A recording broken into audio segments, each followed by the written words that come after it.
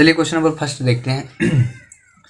Do as directed करना है, लिखा है he did his work well, बोला है निगेटिव बनाना है। देखिए सब्जेक्ट के बाद डिड आया है और डिड क्या होता है, वर्ब की सेकंड फॉर्म कहलाती है। वर्ब की सेकंड फॉर्म, कौन सी वर्ब की सेकंड फॉर्म? डू की, डू, डिड और डन। सेकंड फॉर्म जो होती है पास्ट टेंस को रिप्रेजेंट करती है, ठीक है, पास्ट इंडेफिनिट। सेकंड फॉर्म को सिर्फ पास्ट इंडेफिनिट में करते हैं हम, इसलिए ये जो सेंटेंस है ये पास्ट इंडेफिनिट का हुआ। और जब पास्ट इंडेफिनिट में होता है सेंटेंस और निगेटिव बनाना हो तो उसके लिए स्ट्रक्चर होता है। वो क्या होता है? Subject plus did plus not plus verb की फर्स्ट फॉर्म प्लस ऑब्जेक्ट अब प्लस अदर वर्ड, ये होता है स्ट्रक्चर, ठीक है। इस स्ट्रक्चर में हम रखेंगे सब्जेक्ट क्या हुआ? ही, हेल्पिंग वर्ब डिड, इसके बाद नॉट, वर्ब की फर्स्ट फॉर्म तो डू का, डिड का फर्स्ट फॉर्म क्या हुआ? डू, इसके बाद जैसा लिखा है उसे लिख दीजिए, डू हिज वर्क वेल। और ये वो क्वेश्चन पहला कंप्लीट। दूसरे पे आते हैं। The boy is my cousin, the boy has won the race. इसको बोला combine the sentence into relative clause. Relative clause में क्या होता है? हु, विच, WHICH, हुज, हुम, इनका यूज़ किया जाता है सेंटेंस को कंबाइन करने के लिए, ठीक है। देखिए आपको इसकी आंसर शीट पहले से दी गई है, सिर्फ मैं समझाने की कोशिश कर रहा हूँ कि आखिर क्यों आएगा, मतलब इस प्रकार सेंटेंस बनते क्यों हैं, ठीक ना। अगर आप चाहें तो आंसर शीट देख लें, मैंने इसकी स्टडी भी की थी तो इसमें काफ़ी आंसर गलत भी दिए हैं, ठीक ना, तो मैं उनको बताऊंगा फिर। तो देखिए इसमें the boy is my cousin, इनमें से कौन सा यूज होगा यह मैं आपको बता देता हूँ। हु का यूज सब्जेक्ट के रूप में करते हैं पर्सन के लिए, विच के use non living things, whose के यूज रिलेशन व्यक्त करने के लिए जब कोई नाउन आए, हुम के यूज ऑब्जेक्ट के रूप में, ठीक है। तो यहाँ लिखा द बॉय और यहाँ भी द बॉय है, दोनों में कॉमन चीज़ क्या हो गई? द बॉय, ठीक ना। तो हम लिखेंगे द बॉय, पहले लिख लेते हैं द बॉय, क्योंकि हु का यूज सब्जेक्ट के रूप में करते हैं तो इसके बाद द बॉय हु लिख देंगे। The boy who is, the boy के बाद क्या लिखा? हु इज, वर्ब हुआ और सब्जेक्ट के रूप में तो पहले क्या आ गया? सब्जेक्ट आ गया। The boy who is my cousin, the boy who is my cousin. एक ही फिर मैं ऐसे भी ना करूं, मैं चाहूँ तो ऐसे लिख रहा हूँ the boy is my cousin who has won the race, जैसे आपका आंसर भी दिया the boy is my cousin who has won the race, ऐसा भी लिख सकते हैं। तो मैं अभी ऐसे ही बना के दिखाता हूँ the boy who is my cousin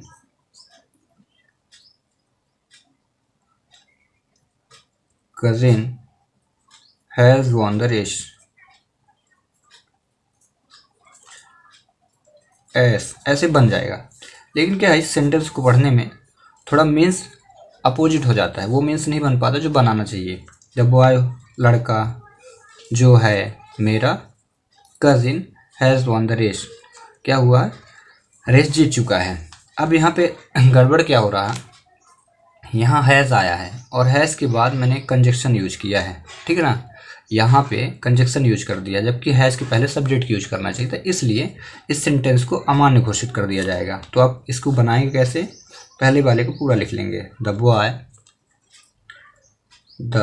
boy फिर यहाँ is my cousin, is my COUSI, my cousin. अब द बॉय और द बॉय दोनों कॉमन थे तो एक बॉय को गायब कर, द बॉय को इस बार हटा देंगे। यहाँ पे अब who, the boy is my cousin who has won the race, आया समझ में।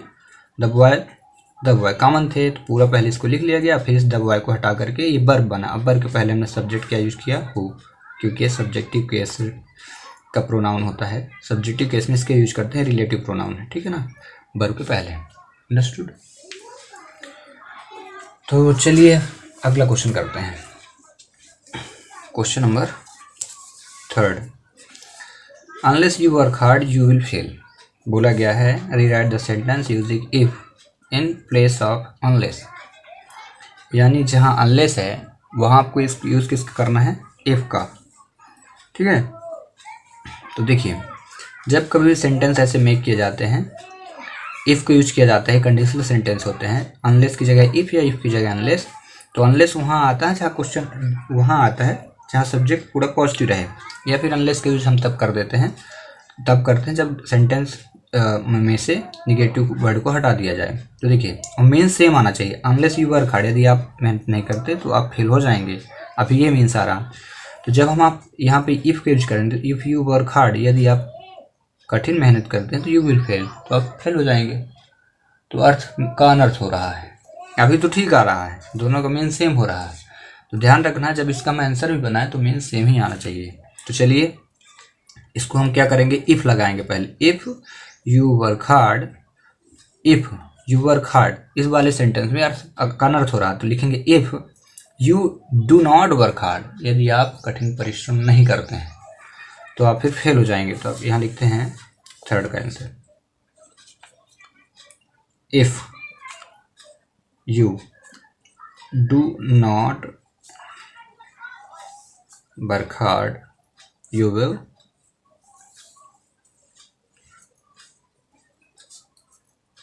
अब समझना डू नॉट का यूज़ क्यों किया गया। पूरा सेंटेंस जो था वो प्रेजेंट इंडेफिनिट में था, क्योंकि वर्ब की कौन सी फॉर्म लगी, देखिए यू वर्क, यू के बाद वर्क आया है, वर्ब की फर्स्ट फॉर्म है। और जब वर्ब की फर्स्ट फॉर्म लगती है तो किस में होता है, प्रेजेंट इंडेफिनिट में। अब प्रेजेंट इंडेफिनिट की जो हेल्पिंग वर्ब होती है वो क्या होती है, डू या डज, ठीक ना। प्रेजेंट इंडेफिनिट वर्ब सेंटेंस की हेल्पिंग वर्ब डू या डज होती है, ठीक है ना। इसका प्रयोग प्लूरल वर्ब के साथ और इसका प्रयोग सिंगुलर वर्ब के साथ किया जाता है। यहाँ पे है यू, यू क्या है, प्लूरल वर्ब, इसीलिए यू के साथ डू और निगेटिव बना दिया गया, नॉट लगा दिया गया। तो if you do not work hard, यदि आप कठिन परिश्रम नहीं करते हैं तो फिर आप फेल हो ही जाएंगे। क्वेश्चन नंबर 4, रीजन समझ में आ गया, डू नॉट क्यों यूज़ किया गया। डज ना लगाइएगा, डिड ना लगाइएगा, क्योंकि पास्ट टेंस में नहीं था, प्रेजेंट में था। Next, Aman is very intelligent, he can pass this exam easily. Aman बहुत ज़्यादा इंटेलिजेंट है, अब वो आसानी से एग्ज़ाम पास कर लेगा। तो बोला है सो दैट का यूज करिए, तो ध्यान दें जहाँ वेरी लिखा वहाँ सो लगा दीजिए, और जहाँ फुल स्टॉप है यहाँ दैट लगा दीजिए, और इसके बाद पूरा सेंटेंस लिख दीजिए, काम खत्म, ठीक है ना। तो लिखिए Aman is so intelligent, Aman is so intelligent that Aman is so intelligent that he can pass this exam, that he can pass this exam, और ये वो कंप्लीट। क्वेश्चन नंबर 5 क्या है, they are selling their house. Sell मतलब बेचना होता है, selling लग गया मतलब आईएनजी फॉर्म लगा, वर्ब की फोर्थ फॉर्म, आर लगा है मतलब कॉन्टिन्यूस टेंस, और आर प्रेजेंट कॉन्टिन्यूस होता है, क्योंकि ये प्रेजेंट कॉन्टिन्यूस का सेंटेंस। पहले टेंस को पहचान लेंगे, ठीक ना। तो बोला क्या है, चेंज इनटू प्रेजेंट परफेक्ट। अब प्रेजेंट परफेक्ट में आना है तो कुछ चीज़ें प्रेजेंट परफेक्ट की, present perfect tense. Present perfect tense की जो हेल्पिंग वर्ब होती है वो क्या होती है, हेल्पिंग वर्ब हैव या फिर have.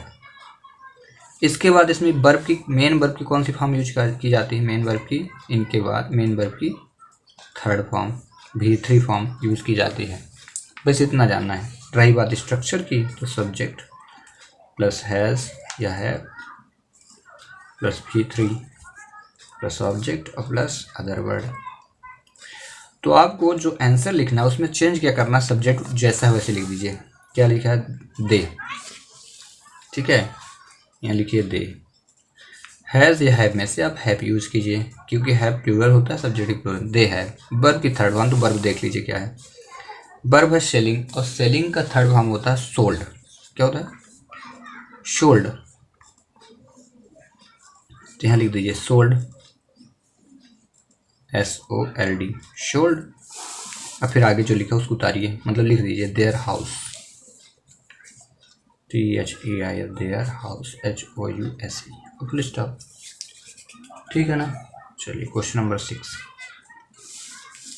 C speaks the truth, change the sentence into negative. यहाँ पे देखिए वर्ब की फिफ्थ फॉर्म यूज हुई है। अब वर्ब की फिफ्थ फॉर्म ये बताती है कि वाक्य जो है प्रेजेंट इंडेफिनिट में है। यस या यस वर्ब में लगे तो वर्ब की फिफ्थ फॉर्म कहलाती है। ठीक है, वर्ब की फर्स्ट और फिफ्थ फॉर्म प्रेजेंट इंडेफिनिट में लगती है। आपको पहचानना है पहले किस टेंस में है, इसको बना देना है। अब बोला है निगेटिव बने तो प्रेजेंट इंडेफिनिट का निगेटिव बना देते हैं। निगेटिव बनाने के लिए पहले सब्जेक्ट लीजिए, फिर डू या डज लीजिए, DOES, और प्लस इसके बाद वर्ब की फर्स्ट फॉर्म लेके ऑब्जेक्ट लिख के अदर वर्ड यूज़ कर दीजिए। तो सब्जेक्ट ही के बाद लिखा है स्पीक्स द ट्रूथ, तो ये मेन वर्ब है। तो डू या डज में से ही सिंगुलर है तो इसके साथ वर्ब डज होगी। ठीक है ना, he does speak, SPEAK, he does speak the truth, TRUTH।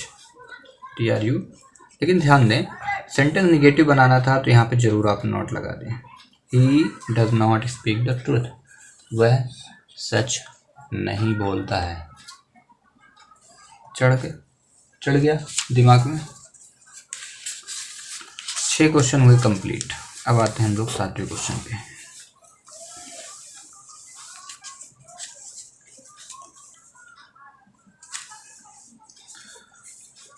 तो 7वां question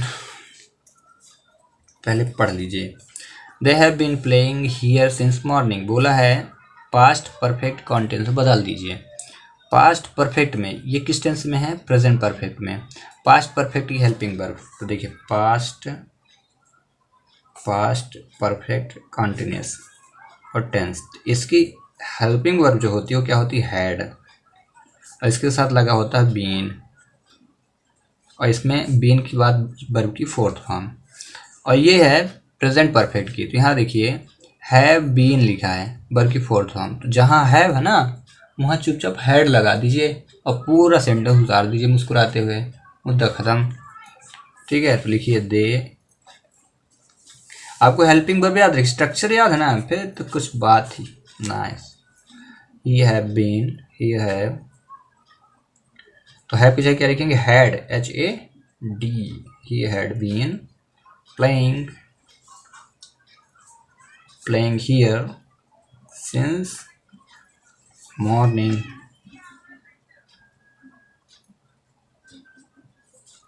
Question number 8. He is too ill to go to school. बोला है rewrite the sentence using so or that. So that use करना है, तो जहाँ पे TOO है वहाँ so लगा दीजिए, और जहाँ पे ये टू है ना अगला वाला टू, वहाँ दैट लगाइए। अब फिर थोड़ा चेंज करेंगे। ठीक है, तो कैसे चेंज करेंगे, देखिए सब्जेक्ट के बाद वर्ब आएगी। ठीक है, प्लस शो के बाद क्या, ऑब्जेक्ट, तो ऑब्जेक्ट नहीं एडजेक्टिव या एडवर्ब। ठीक है, प्लस फिर दैट, प्लस फिर सब्जेक्ट, प्लस सब्जेक्ट के बाद कैन या फिर could, COULD, could, plus not, plus verb की फर्स्ट फॉर्म और प्लस जो भी होगा, ये होता है इसका रूल। तो कैन और कुड लिखा है तो इसको समझ लीजिए। अगर सेंटेंस में इज, एम, आर आ जाए तो फिर आप यूज करना कैन नॉट, और कुड नॉट लिखा। अगर वॉज, वर आ जाए तो फिर आपको यूज करना कुड नॉट या कुडेंट। ठीक ना, इसी को कांट कहा जाता है, कुडेंट, COULDNT, कुडेंट। ठीक ना, शॉर्ट फॉर्म में। बस इतना पता है तो रख दीजिए। फिर अब क्या लिखा है, ही सब्जेक्ट था, लिखिए ही, verb is so, he so इल, वह इतना बीमार है, इल, दैट, देखिए यहाँ तक पहुँच गया हम, दैट, फिर सब्जेक्ट, तो सब्जेक्ट मतलब जो सब्जेक्ट होगा ना उसी का प्रोनाउन लिखना। तो ही का प्रोनाउन ही होता है, राम होता तो राम का प्रोनाउन ही, प्रिया का प्रोनाउन शी। अगर यहाँ पेन लिखा होता तो फिर प्रोनाउन इट लेना पड़ता। ठीक ना, निर्जीव थी। ही सो इल दैट ही, अब लिखा है सेंटेंस में क्या, सेंटेंस में आप गौर करो इज लिखा है, इसलिए आप यहाँ लिखोगे can not, he is so ill that he cannot go to school. go to school, ये वो कंप्लीट। समझ में आ गया। अब देखिए इसका जो आंसर वहाँ से भेजा गया है वो कितना गलत है।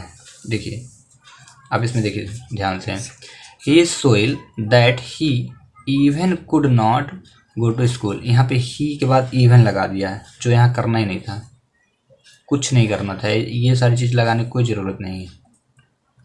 ठीक है ना। कुड तो लगेगा ही नहीं, इज लगा है, इवन और कुड को हटा दीजिए। आप चुपचाप क्या लिखिए, he so ill that he cannot go to school. बस ये इवन से इवन हटाइए और मुस्कुराते हुए आंसर लिख के आइए, आपको ज्ञान की प्राप्ति होगी। क्वेश्चन नंबर 8 के बाद question number 9।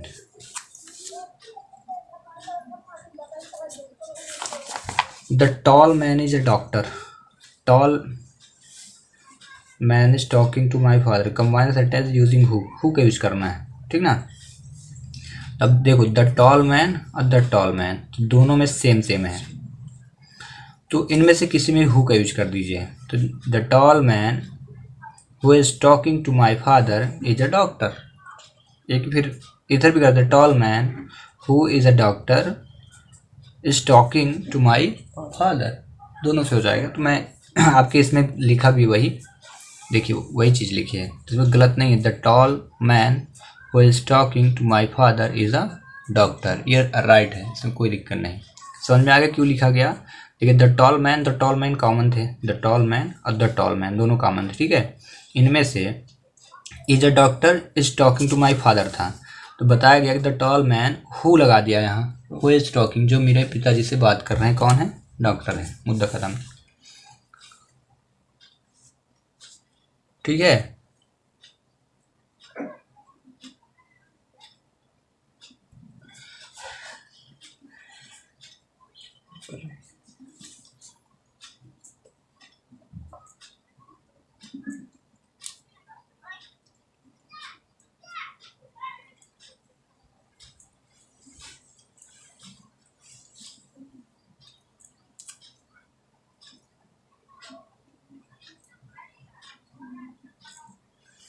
Next question, question number 9 हो गया। 10 I am ill I am not go to school. तो देखिए I am ill I am not go to school, तो इसमें आपको सो का यूज करना है। तो पहले वाला सेंटेंस लिख के अगले वाले के पहले सो लगा दीजिए, पूरा उतार दीजिए। देखिए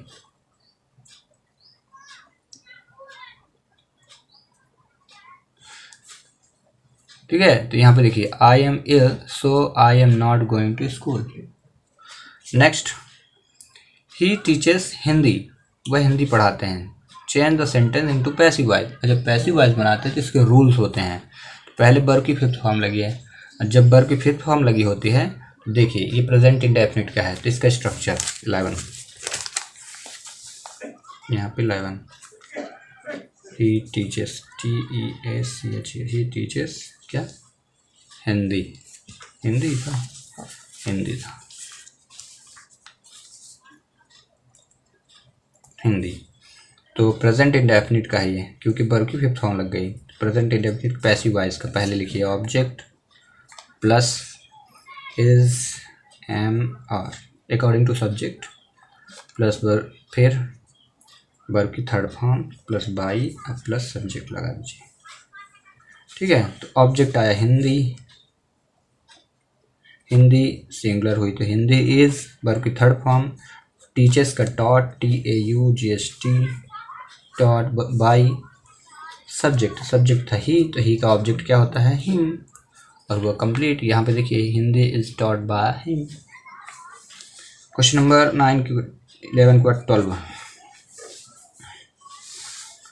12 number, children are making toys.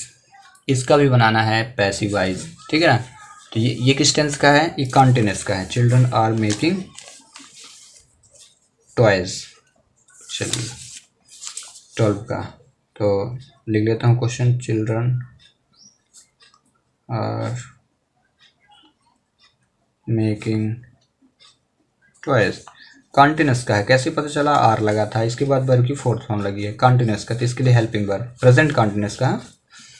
तो इसके लिए स्ट्रक्चर पहले लिखिए object, object subject verb main verb object, फिर वर्ब ऑब्जेक्ट के बाद लिखिए is am are plus being BEING being plus verb की third form plus by plus फिर subject.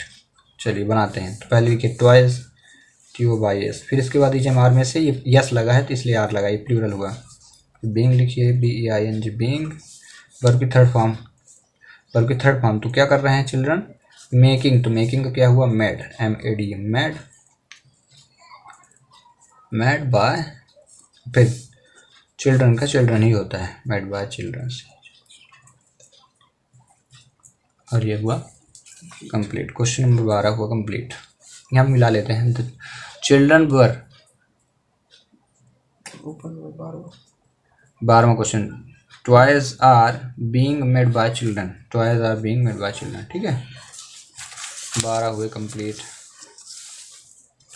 Question number 13, in the park were playing children football, इसको मैं लिखता हूँ पहले, in the park, in the park were playing CHILDREN children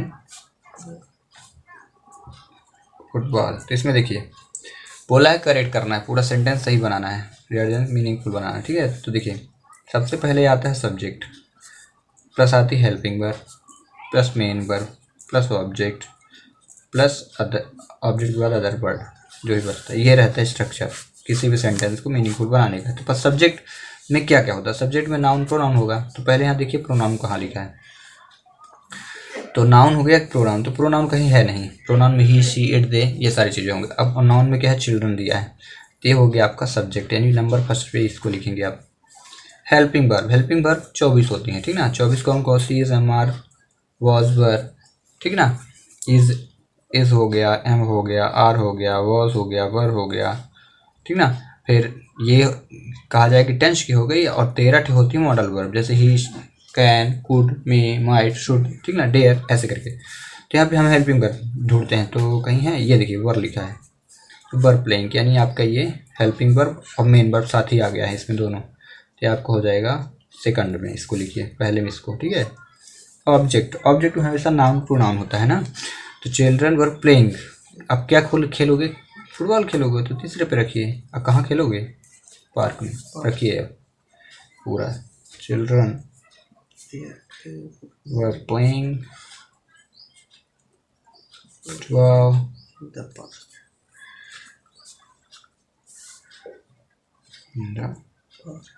Did I answer? Children were playing football in the park. 13 question है complete. Question number 14, Delhi is larger than Bhopal, बोला positive degree बनाइए, तो यहाँ पे लिख देता हूँ पहले डेल्ही।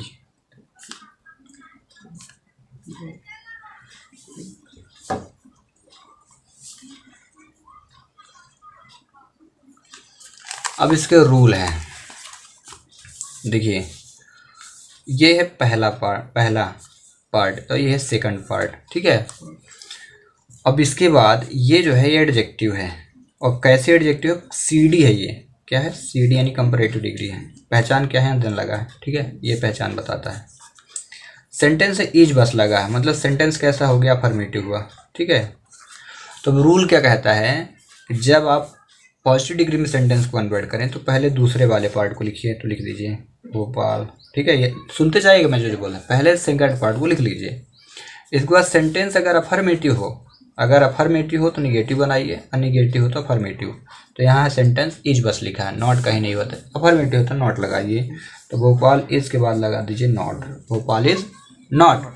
इसके बाद क्या करना है, बोल रहा है सेंटेंस क्या बोलता है, इतना करने के बाद जब पॉजिटिव डिग्री बनाइए तो एज लिखिए, क्या एज या सो एज लिखिए और उनके बीच में पॉजिटिव डिग्री लिखिए, यानी जो एडजेक्टिव लिखो उसकी पॉजिटिव डिग्री बनाई। तो लार्जर का क्या होगा, लार्ज, LARGE।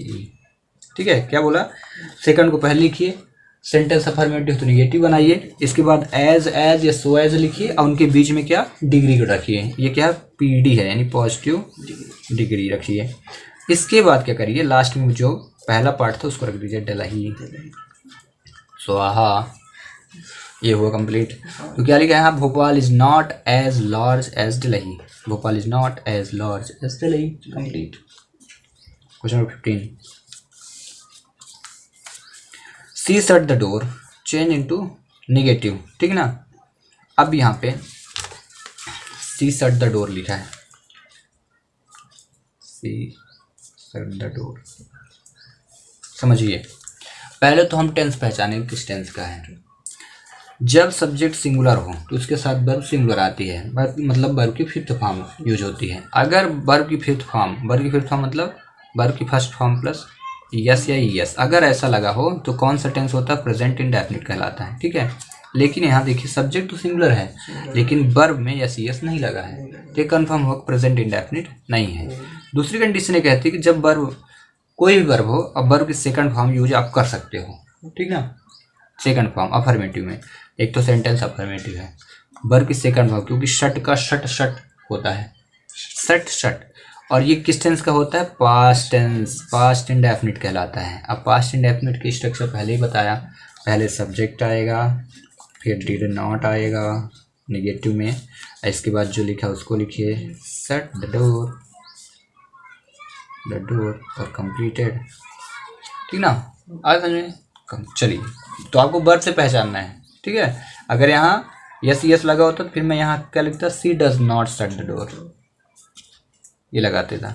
अगर शी ना होता, आई होता, आई शट द डोर, तब फिर कंफ्यूज हो जाते हैं हम कि आई के बाद शट, आई में भी आई के साथ हम डिड भी यूज कर सकते थे, डज डू भी यूज कर सकते थे, कंफ्यूज हो जाते हैं। लेकिन सी हमारे पास पॉजिटिव पॉइंट था कि अगर ये प्रेजेंट का होता तो यस लगा के आता, लेकिन नहीं आया, कंफर्म हो गया पास्ट इंडेफिनिट। 15 के बाद 16 he has taken T change into interrogative. ठीक है, he has taken T, he taken T. ठीक है, इंटरोगेटिव बनाना है। इंटरोगेटिव में क्या होता है, सबसे पहले हेल्पिंग वर्ब तो हैज़ प्लस, इसके बाद हेल्पिंग वर्ब के तुरंत बाद सबसे पहले क्या हेल्पिंग वर्ब, उसके बाद तुरंत आपको वर्ब यूज सब्जेक्ट यूज करना है, हैज़ ही। इसके बाद जितना बचे उसको रखिए मुस्कुराते हुए। सबसे पहले क्या लिखेंगे, हेल्पिंग वर्ब, फिर सब्जेक्ट, फिर वर्ब और फिर जो बचा। तो has he taken T, has he taken T, finish. ठीक है ना, ये याद रखिए कोडिंग। 16 क्वेश्चन हुए कंप्लीट और 17वां question, she lived in Shivpuri change into interrogative. इसको ही बोल रहा है, she lived in Shivpuri, she lived LIV lived in Shivpuri. बोला इंटरोगेटिव, लास्ट में क्वेश्चन मार्क जरूर लगाइएगा इंटरोगेटिव। फिर से वही, सबसे पहले किसका यूज करते हैं, हेल्पिंग वर्ब का। इसमें तो हेल्पिंग वर्ब था लेकिन इसमें नहीं है, तो पहचाने किस टेंस का है, फिर हेल्पिंग वर्ब बाद में पता करेंगे। तो सब्जेक्ट सी आया, वर्ब की सेकंड फॉर्म लगी है क्योंकि लीव लीव्ड लीव्ड होता है, लीव के form leave LIVED levied ED form, फिर LIVED लीव्ड हुआ। तो रही बात ये वर्ब की सेकंड है, थर्ड क्यों नहीं, उसका रीजन क्या है, क्योंकि अगर थर्ड होती ना तो लीव्ड के पहले हैज़, हैव, हैड, ये 3 आते तो इनमें से कोई भी यूज नहीं हुआ, तो कंफर्म हुआ शी। ये किसका है, पास्ट टेंस का है। तो सब्जेक्ट के बाद क्या लगता है, वो हेल्प इंटरोगेटिव बनाया, तो सबसे पहले लिखिए डिड, डिड इंटरोगेटिव में क्या रहता है, डिड। इसके बाद सब्जेक्ट, फिर ये, तो इसको वर्ब की सेकंड फॉर्म का फर्स्ट फॉर्म बनाएंगे। ठीक है, अब फिर पूरा, तो did she leave LIVE leave Shivpuri. अब कुछ लास्ट में क्वेश्चन मार्क, ये होता है रूल। आज समझ में। चलिए 17 क्वेश्चन हो complete. Question number 18,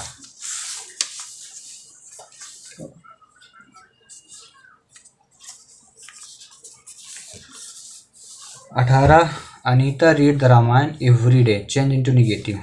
Anita read the Ramayan every day, change into negative बनाना है। अनीता रीड, अगर सब्जेक्ट सिंगुलर होता तो यहाँ पे वर्ब कैसा यस या यस आना चाहिए था, तो उससे क्या पता चल जाता, अगर यहाँ यस लगा होता तो कंफर्म हो जाता कि अनीता सिंगुलर है। तो इसके साथ यस या यस का आना ये बताता है कि टेंस प्रेजेंट इंडेफिनिट है, लेकिन ऐसा नहीं आया।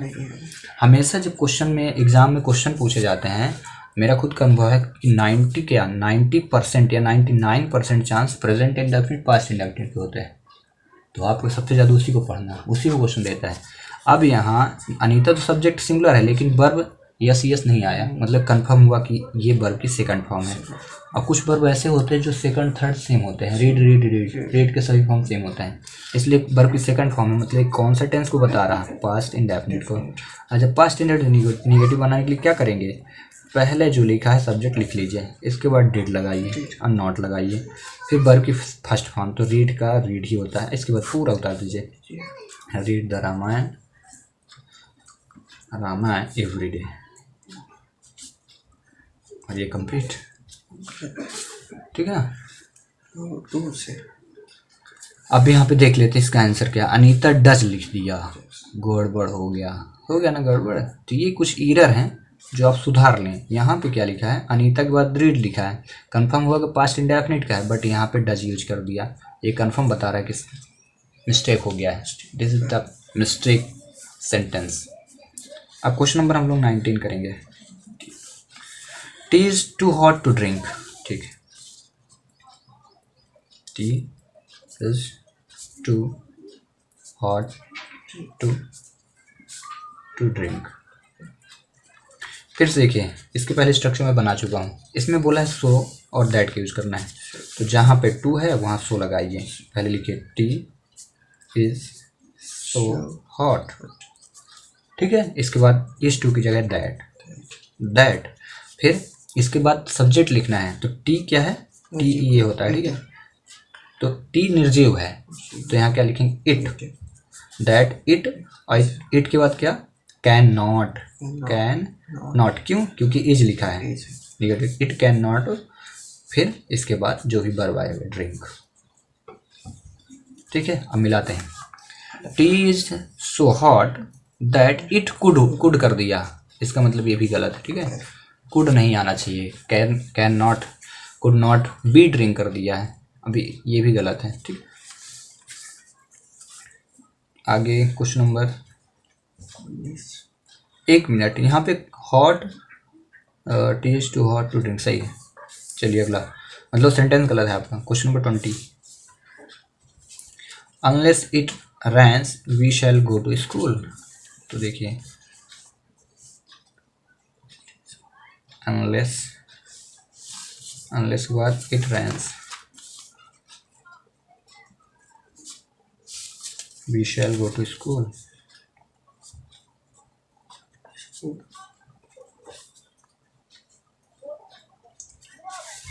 रीराइट क्या करना है, रिप्लेस क्या करना है, इफ यूज करना है ना अनलेस की जगह, तो अनलेस की जगह पहले इफ लिख दीजिए। यहाँ लिखा है यदि बारिश नहीं होती तो we shall go to school, जा सकते हैं, अनलेस इट रेन्स, आगे देखें, अनलेस इट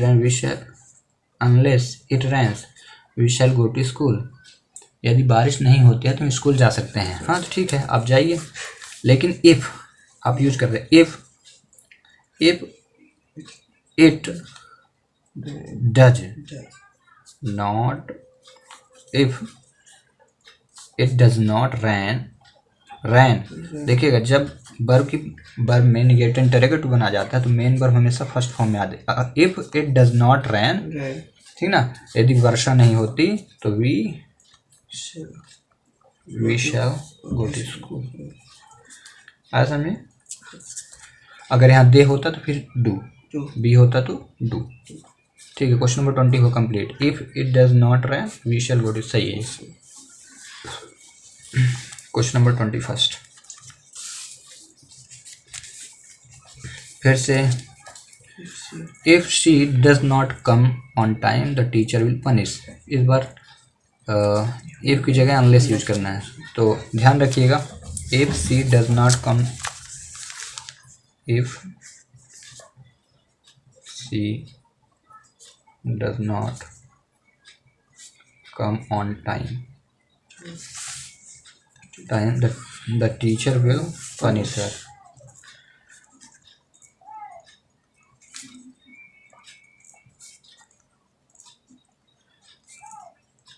ये तो यहाँ पे अनलेस यूज करना है, तो पहली बात तो इफ की जगह अनलेस लिखिए।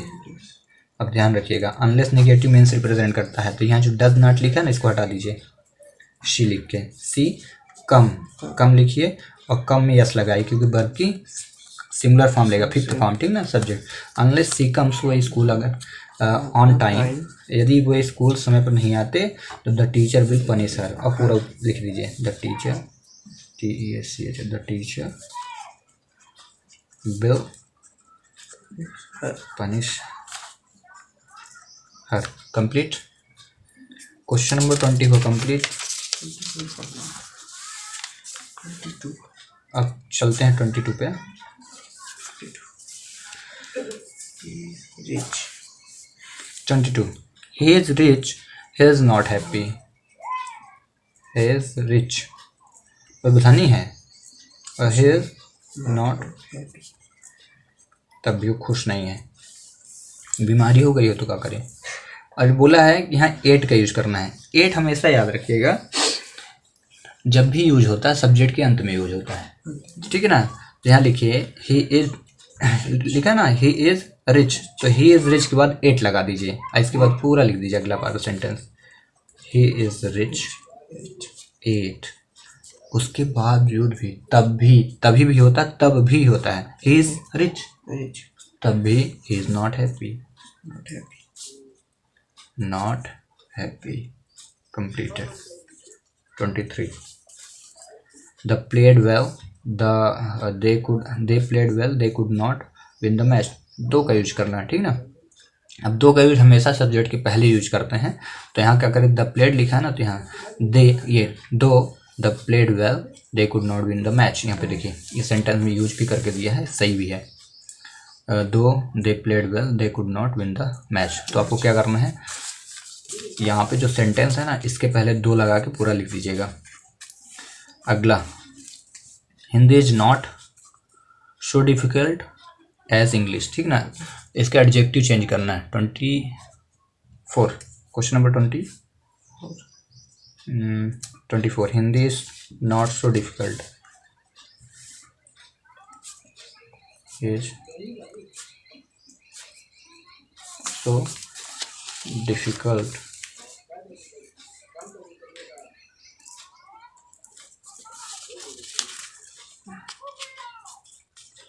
कहाँ गया, फिर आगे क्या लिखा था, सो डिफिकल्ट एज इंग्लिश।